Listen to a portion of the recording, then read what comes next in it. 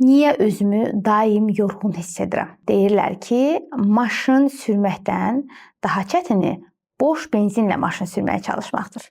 Ən pisi isə odur ki, insanlar özlərini boş benzinlə bir az da getsin deyə gündəlik həyata sürükləyirlər.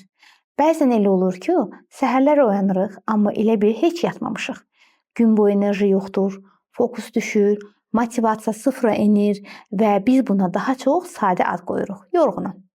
Amma bəzən yorğunluq səbəb deyil, bir səbəbin nəticəsidir. İlk səbəbimiz feritin, bədənin enerji bankı.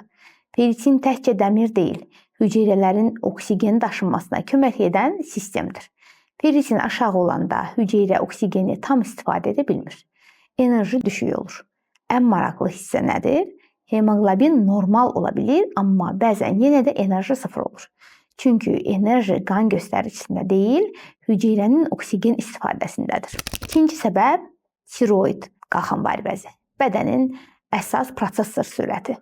Tiroid yavaş işləyəndə bədən yuxudan oyanır, amma işə başlamır.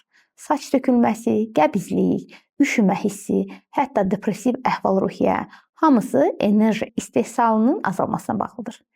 Üçüncü ən çox rast gəlinən səbəb kortizol, görünməyən əyləc. Stres uzun müddət davam edəndə kortizol bədəni müdafiəyə keçir. Müdafiə rejimində bədən enerjini deyil, təhlükəni prioritet edir. Deyimlə desək, bu günü yaşayın, sabahı düşünməyə biraz enerji qalsın. Dördüncü səbəb isə insulin enerjini ambarda kilitləyən sistemdir. İnsulin yüksək olanda enerji hüceyrəyə daxil olmur, yağ şəklində toplanır. Ona görə də insan yeyir, amma toxluq yox, yorğunluq hiss edir. Bədən yeyir, ağıl isə ac qalır. Beşinci səbəb yuxu. Ən böyük səhv gecə 4-5 saat yatmaq düşüncəsidir. Əsas enerji bərpası gecə təmir prosesindən asılıdır. Bəs nə edək? Birincisi, feritin rəqəmlərinizə baxın. Tiroid funksiyasını dəyərləndirmək üçün TSH, FT4 və FT3 hormonunu yoxlayın.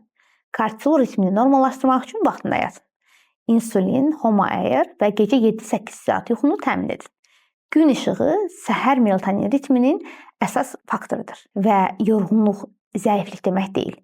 Bədənin enerjisinin çatmaması mesajıdır. Bu mesajı zamanında anlayın və özünüzə zamanında yardım göstərin. Sonda bu videonu bəyənməyi, paylaşmağı və YouTube kanalıma abunə olmağı unutmayın.